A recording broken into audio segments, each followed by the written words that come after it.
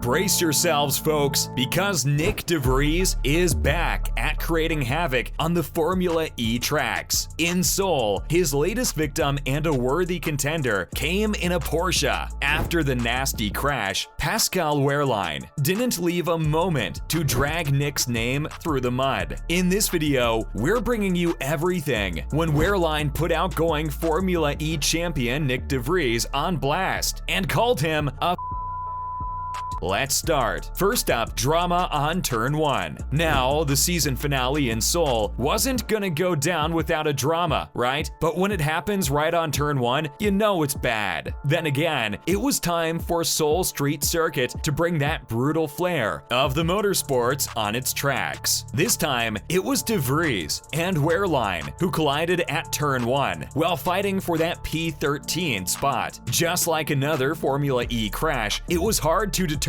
who would be serving the penalty for a rookie mistake. But it was clear that for the Porsche driver, the race was over. Getting a DNF on the last race of the season is just far more upsetting than any other race weekend. And pretty sure Pascal's team radio spoke to that quite loudly. Milliseconds into the crash, the Porsche became undrivable immediately. On the other hand, the Mercedes driver received a 5-second penalty for his role in the crash. If De Vries had continued racing in Seoul, Pascal's loss would have stung far more than usual. But hey, what's motorsports without some unpredictable twists? Soon enough, Nyck also had to retire his Silver Arrow 02 due to the suspension damage. What we can't really get over is the fact that an outgoing champion shouldn't really be making such hostile defensive moves. Not to mention, throughout the race, the Dutch was looking for openings that weren't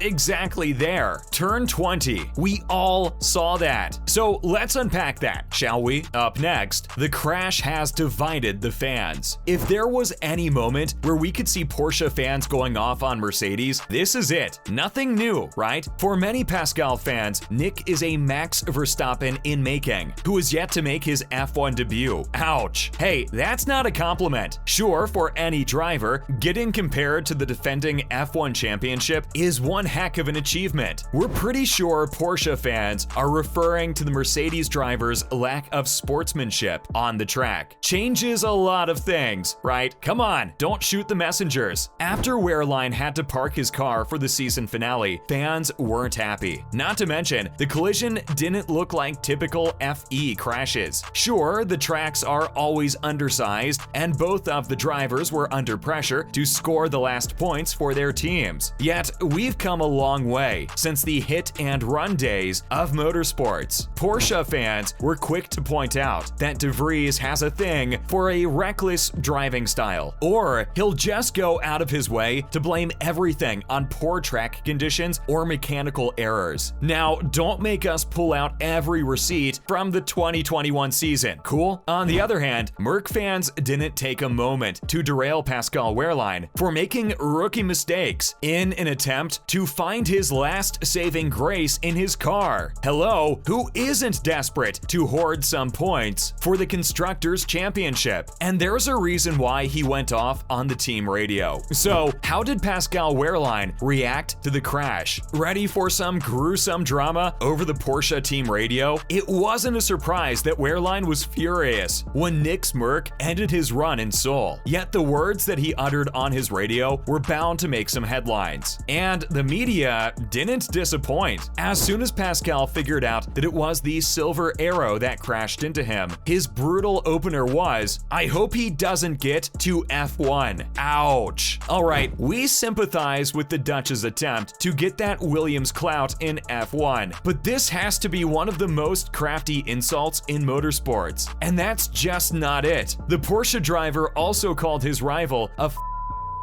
in a very heated moment. Honestly, it's a miracle that he didn't step out of his car to get into a physical altercation with the Merc driver. This still doesn't mean that the internet didn't have a field day after the crash. While some fans weren't exactly appreciative of Pascal's brutal honesty, some just simply credited him for spitting facts. A lot of FE enthusiasts don't regard Nyck as a seasoned driver who can potentially make it into Formula One, not even for the times that are known to start from the back of the grid. Now, Merc fans are accusing their Dutch rival of taking things too far on the team radio. On another side, Porsche fans are busy defending their driver by calling out Nyck's frustration about losing the title to his teammate. Yep, it's brutal out here. Before anything, is Nyck De Vries going to Williams in 2023? Let's take a short time out to unpack Pascal's F1 jab at the Merc driver. There's no doubt that every FE driver hopes to join the big leagues that come with the Formula One clout. Now, Nyck has driven for both Mercedes and Williams in free practices this season. We all know Toto Wolff is occupied with Lewis Hamilton and George Russell in his paddock, but the motorsports gurus are still watching all the moves that the UK team is making to fill their vacant seat for the 2023 season. Believe it or not, Jost Capito is interested in offering their car to the Dutch FE 2021 champion. Yep, looks like Latifi has another competition in the ring after Daniel Ricciardo. After the stunt that Nyck pulled in Seoul, there's a high chance that Williams will focus solely on signing the Iranian-Canadian driver for the next season. It's not a surprise that the current Merc FE driver is making strides in the same league. He's even making a move to Maserati in the hopes of clinching the next driver's title. Yet, we can tell you that he's pretty hopeful that all of that free practice clout might pave a way for an F1 seat. That would be ideal, sure, but after Pascal blasted him off in the media, it looks like Nyck isn't a potential prospect at all. Moving on, Pascal didn't blast off Nyck, only on the radio. You know how any Formula E crash sequence goes. After some iconic team radio rants, you have the press conferences to get even more hostile woes. Let's just say Pascal Wehrlein doesn't move on, and he surely doesn't forgive. The German made sure to make his stance on the crash crystal clear to the race, and he didn't leave a moment to drag De Vries and his reckless driving through the mud. Also, you bet he brought up the mini drama that went on turn 20 of the Seoul Street Circuit. Pascal told the race that the turn 1 incident wasn't the only moment of recklessness on the Merc's behalf. Nyck's narrow turning earlier had almost made the Porsche lock all of its tires, only to miss the crash in a split second. Things became super heated when Wehrlein made his point by overtaking De Vries quite smartly. That didn't last long, as the terminal crash added DNF against both of the cars in a blink of an eye. The former Manor driver described himself as the victim of the Dutch racer's over-ambitious moves that end up sliding into the corner exits. To top it off, he said, "In the end, my race was destroyed. His race was destroyed, and he got 2 penalty points for it. License points." It's quite often the same drivers with over-motivated moves, and unfortunately, this time, I was the victim of him. Now, that's a call for one heck of an on-track feud. Finally, how did Nyck De Vries react to the collision? By the looks of it, Pascal is going to hold on to this grudge until the next season, or maybe as long as the duo races on the same tracks. But then again, Nyck De Vries is also making his position clear on the crash. Sure, the race stewards found the Dutch to be largely responsible for the crash. All things considered, he also didn't get to complete the race. So it isn't surprising that he also went into self-defense mode in front of the media. Starting from the little snafu on turn 20, the Merc driver simply decided to brush it off. To piss off the German even more, he cited that he wasn't even in the attack mode for Pascal to complain about it. Yep, this gets better and better. When he was prompted about the big clash, Nyck laid all the blame on the Porsche car because apparently it didn't put up the needed fight in his attack mode. He said something that indicated that the puncture didn't happen because Nyck took a narrow turn to overtake Wehrlein. Cool, because that's something that the race stewards would call BS. De Vries didn't respond to Pascal because apparently he hadn't heard his rants. Classic move there. That's a wrap for this video. Do you think he took things too far on the team radio? Let us know in the comments below. Make sure to give this video a thumbs up and subscribe to our channel for more videos like this.